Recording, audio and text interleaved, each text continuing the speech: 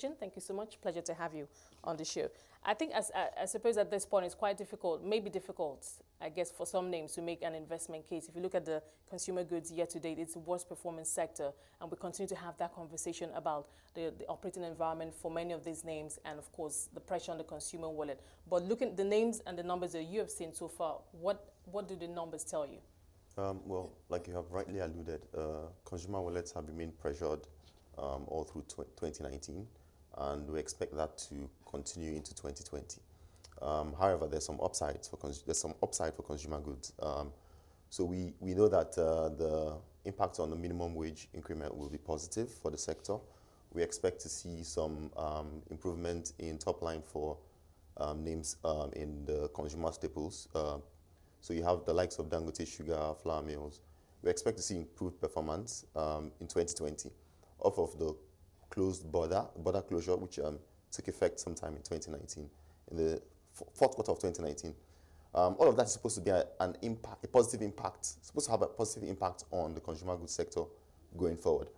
However, speaking to the numbers that we've seen for Nigerian breweries, full year results 2020, I mean, top line came in relatively flat, just about a 3.4% improvement in top line. However, the finance costs and operating expenses increased significantly, wiping out gains that ordinarily would have hit the bottom line. So I'm just wondering, but looking at the line items for Nigerian breweries, what are you hoping to see differently? Do you think that it can contain costs? Do you think that there might be some portfolio diversification? I know that they're also playing strongly in the value end of the market, but I'm just wondering, are you expecting anything different, perhaps from an innovation standpoint? Yes, so management has alluded to improved cost management.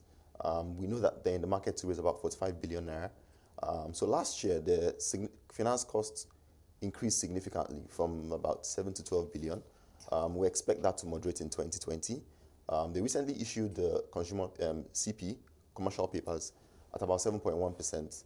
We expect this to impact positively on finance costs. We expect finance costs to moderate in 2020. This, alongside increased consumer spend in the year, would also impact positively on bottom line. Now, for consumers, or rather for investors who are looking at these stocks, at the consumer goods, at the market, and saying to themselves, where do I position myself? What do I look out for? Are there names that will be positively impacted by government policy, favorable policies this year? And so that whole strategy of cherry picking, how do you see that playing out this year? Well, it's going to continue as we saw last year. So the favorite names will remain, of course, Nestle. The brewers are beginning to get some attention. Like I said, Nigerian breweries, people are beginning to look at Nigerian breweries favorably. Nestle, because the increase in minimum wage is expected to impact positively on top lines. So we know that the border closure, which came into effect sometime in 2019, will also impact positively on volumes, because relatively unknown brands had literally taken the lunch away from these known corporates that we know. But all of that is beginning to reduce. That loss of market share is beginning to thin out. So we think that Nestle, to an extent, the brewers, especially Nigerian brewers, for the brewers, I'm a little concerned for the brewers, because I mean that tariff, or was it the duty from last year, and them having no choice but to pass on the costs to consumers. I don't know how I'm just wondering how that's going to play out this year. It's a big risk, but I suppose they're all going to do. We're going to see that happening across the board. But the impact, are they ready for the impact that could have on consumers? Or will consumers say, okay, we have no choice. We're seeing price increases across the board, and we'll go with it?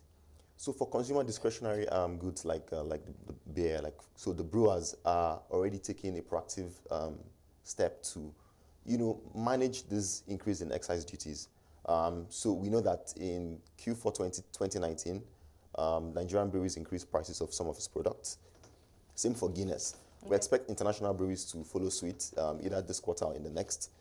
So all of that is a cost management strategy, and then some kind of strategy to transfer the costs from their own balances to consumer wallets. Now, final question. I know at some point when we're talking about the consumer space, we talked about a lot of backward integration, coming in, government policies also supporting and just helping them reduce their costs, removing the exposure to FX. The FX conversation, we're not exactly having that anymore. So do you think that that could add to the upside for these names this year?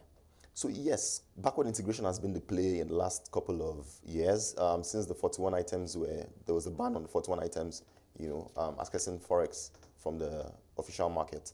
So I think that going forward, names like Nigerian breweries and Dangote Sugar, who have adopted aggressive, backward integration, will benefit from it. The border closure is also, again, going to help them because, otherwise, cheaper raw materials, which would have made their way into the market, all of that has stopped. So I think that Nigerian breweries, Nestle, and Dangote Sugar, which have adopted that backward integration strategy, will stand to benefit from it going into 2020. Now, let me just squeeze in one more question. Looking at the stock prices, where many of the names are right now, would you say that there are any that, present, maybe not looking good at the moment, but still present a good re-entry point for investors who perhaps have the patience to wait for that, the turnaround story for those who are trying to find their feet? Yes. Compared to their peers in SSA, in Sub-Saharan Africa, we see that the brewers are relatively cheap. You look at PE levels for Nigerian breweries, Guinness, international breweries, they all appear cheaper than their peers in SSA. So we think that for an investor who's looking at the market broadly, the SSA region, these names I just mentioned will still pop up as favorites. I mean, using the metrics of, relative valuation. Okay, Christian, we'll leave it there. Thank you so much for talking to us today.